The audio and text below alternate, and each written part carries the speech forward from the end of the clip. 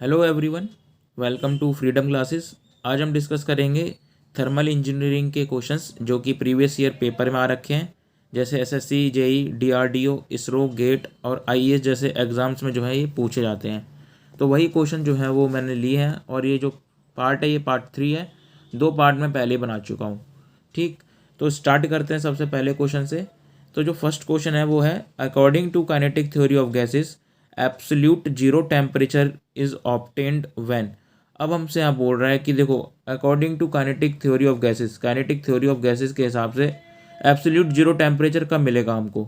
तो मैं आपको बता दूं कि देखो, according to kinetic theory of gases, तो जो वैल्यू होती है रूट मीन स्क्वायर वेलोसिटी की, जो वैल्यू होती है वो कुछ इस तरीके से होती है। तो V R M S is equal to 3 RT divided by M, root में होता है ये। ठीक है, तो ये जो है, अगर टेम्परेचर को मैं जीरो कर देता हूँ, टेम्परेचर अगर जीरो हो जाता है तो वेलोसिटी जो है वो क्या हो जाएगी, जीरो हो जाएगी।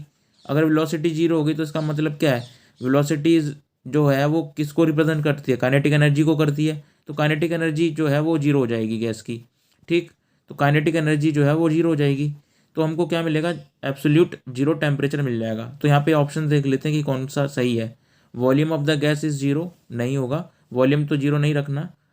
Pressure of the gas is zero, ये भी नहीं होगा। Kinetic energy of the gas is zero, तो बिल्कुल ठीक है। देखो अभी मैंने बताया ना कि अगर वेलोसिटी जीरो हो गई तो इसका मतलब जो है टेम्परेचर भी जीरो हो गया, एब्सोल्यूट टेम्परेचर जो है वो जीरो हो गया। और वेलोसिटी जो है वो किसको रिप्रेजेंट करती है, काइनेटिक एनर्जी को तो रिप्रेजेंट करेगी। ठीक है, जिसकी वजह मतलब वेलोसिटी जीरो होगी तो काइनेटिक एनर्जी भी जीरो होगी ना। ठीक, तो यहाँ पे जो है काइनेटिक एनर्जी है उसको जीरो कर देते हैं, तो जो एब्सोल्यूट जीरो टेम्परेचर है वो हमको मिल जाएगा। तो हमारा सी जो है वो बिल्कुल करेक्ट ऑप्शन है। नेक्स्ट क्वेश्चन देखते हैं। The following are the examples of some intensive and extensive properties. अब यहाँ पर हमको कुछ इंटेंसिव और एक्सटेंसिव प्रॉपर्टीज़ दे रखी है और हमको बताना है कि कौन सी इनमें से इंटेंसिव है और कौन सी एक्सटेंसिव है। ठीक है, तो स्टार्ट जो है ना, ये देखो, आपको पहले तो पता होना चाहिए कि जो इंटेंसिव है और एक्सटेंसिव है इनमें फ़र्क क्या है और इनको हम कैसे पता लगा सकते हैं कि कौन सी प्रॉपर्टी इंटेंसिव और एक्सटेंसिव है। तो देखो यहाँ पर एक चीज़ मैं आपको बता देता हूँ। मान लो हमारे पास कोई एक स्पेस है, ठीक है, इनक्लोज स्पेस है, या फिर बोल सकते हैं कोई रूम है। इस रूम में इसका कोई ना कोई प्रेशर होगा, कोई दिक्कत नहीं है। वॉल्यूम होगा, ठीक। टेम्परेचर होगा, कोई दिक्कत नहीं। अब देखो, जब इस वॉल्यूम का कोई ना कोई टेम्परेचर है, वॉल्यूम है और इसका कोई ना कोई प्रेशर है, ठीक है, इसमें कोई ना कोई एनर्जी भी होगी। अब बात हो रही है यहाँ पर इंटेंसिव और एक्सटेंसिव को कैसे पता करें कि क्या एक्सटेंसिव है, कौन सी इंटेंसिव है। तो जब इस रूम को मैं डिवाइड करूँगा 2 पार्ट्स में, तो क्या इसका प्रेशर डिवाइड होगा? नहीं, क्योंकि देखो पहले प्रेशर जो था रूम में वो 1 बार था, मान के चलते हैं, एज्यूम करते हैं 1 बार था। और जब मैंने इसको डिवाइड करा 2 पार्ट्स में, तो क्या प्रेशर 0.5 बार हो जाएगा? नहीं होगा ना, प्रेशर तो सेम ही रहेगा। ठीक, क्योंकि जो वॉल्स पे प्रेशर लगेगा वो तो सेम रहेगा ना, चारों वॉल्स पे जो भी लगा प्रेशर। तो ये चीज़ हमको समझ में आ गई, जो प्रेशर है वो सेम रहेगा। तो देखो, ऐसी प्रॉपर्टीज़ जो कि मास पर डिपेंड नहीं करती हैं या सिस्टम के डिवाइड होने पर चेंज नहीं होती हैं, उनको हम बोलते हैं इंटेंसिव प्रॉपर्टीज़। और ऐसी प्रॉपर्टीज़ जो मास के या सिस्टम के चेंज होने पर प्रॉपर्टी में भी चेंज आ जाए, वो होती हैं एक्सटेंसिव प्रॉपर्टीज़। तो समझ में आ गई। जैसे वॉल्यूम जो है, ये जो हमारे पास रूम था, इस रूम का मैंने क्या करा, इस रूम को डिवाइड कर दिया, इस रूम को डिवाइड कर दिया। पहले इसमें मान लेते हैं वॉल्यूम V था। अब जब मैंने इसको डिवाइड करा तो वॉल्यूम जो है V/2 हो गया। अब देखो, सिस्टम के बदल जाने पे या सिस्टम या जो ये जो है रूम है, इस रूम को मैंने डिवाइड कर दिया और डिवाइड करा, इसका मास भी कुछ ना कुछ चेंज हुआ होगा। ठीक है, मास चेंज हो गया तो मतलब इसके डिवाइड हो जाने पर, मतलब सिस्टम के डिवाइड हो जाने पर प्रॉपर्टी में चेंज आ जाए, तो वो प्रॉपर्टी जो है वो एक्सटेंसिव प्रॉपर्टी कहलाती है। जैसे वॉल्यूम हो गया। टेम्परेचर जो है वो क्या है, टेम्परेचर जो है, देखो अगर मैं इसको डिवाइड करूँगा, पहले 50 डिग्री सेल्सियस था, मान के चलते हैं, एज्यूम करते हैं, और जब मैंने इसको डिवाइड करा तो क्या चेंज हो जाएगा, 25 हो जाएगा? नहीं, टेम्परेचर तो सेम ही रहेगा। तो वो क्या कहलाएगा, इंटेंसिव प्रॉपर्टी कहलाएगा। तो ये चीज़ हमको समझ में आ गई बड़ी ईजिली। ठीक, तो ऐसी प्रॉपर्टी जो कि मास पर डिपेंडेंट होती हैं वो होती हैं एक्सटेंसिव प्रॉपर्टीज़, और ऐसी प्रॉपर्टीज़ जो मास इंडिपेंडेंट होती हैं वो होती हैं इंटेंसिव प्रॉपर्टीज़।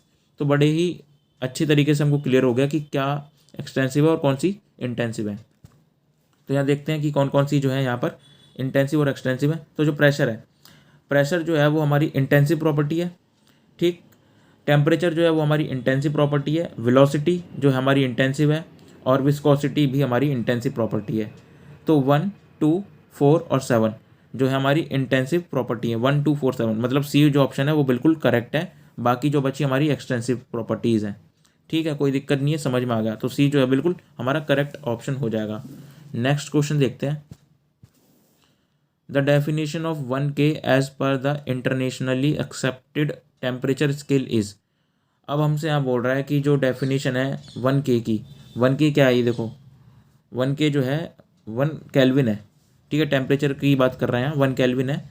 ये as per internationally accepted temperature scale is.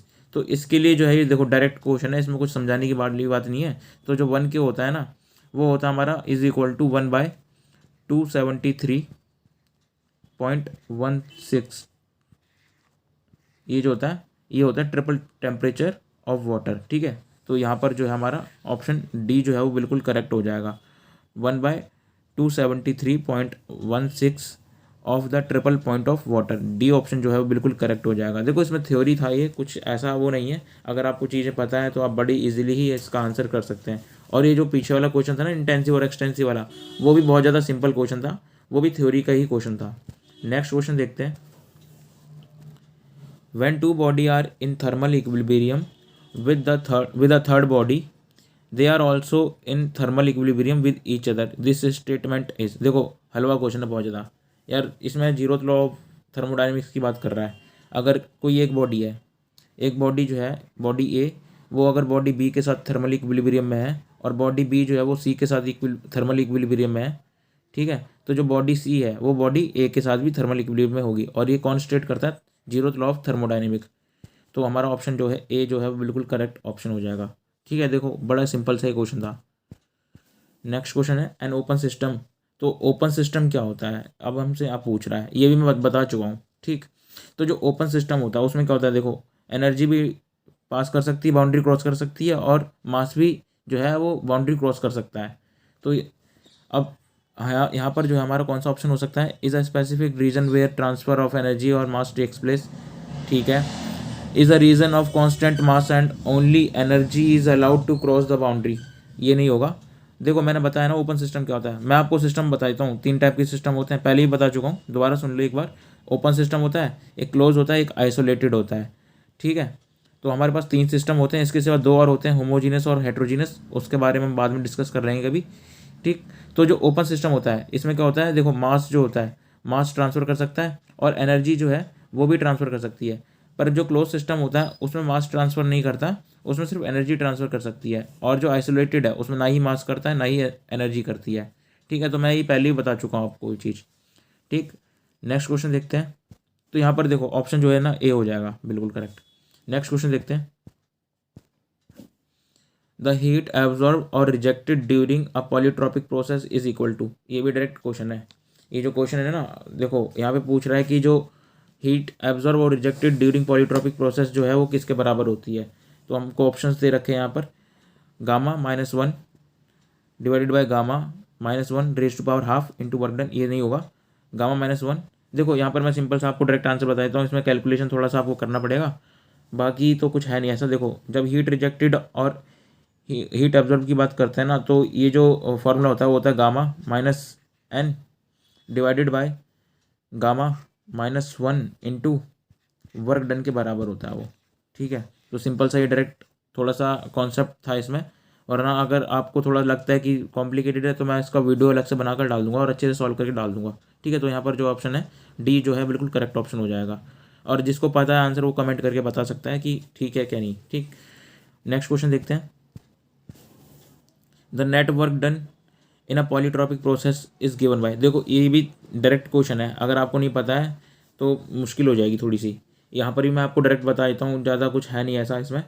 पर यहाँ पर जो हमारा जो वर्क डन होता है, नेट वर्क डन होता है, वो पॉलीट्रॉपिक प्रोसेस में होता है P1 V1 minus P2 V2 divided by n-1। तो इसको पूरा ड्राइव करना पड़ेगा, बहुत लंबा प्रोसेस है इसका। तो ऑप्शन ए जो है वो हमारा करेक्ट ऑप्शन हो जाएगा। इसका भी मैं अलग से वीडियो बना के डाल दूंगा, सिंपल जो है। नेक्स्ट क्वेश्चन देखते हैं।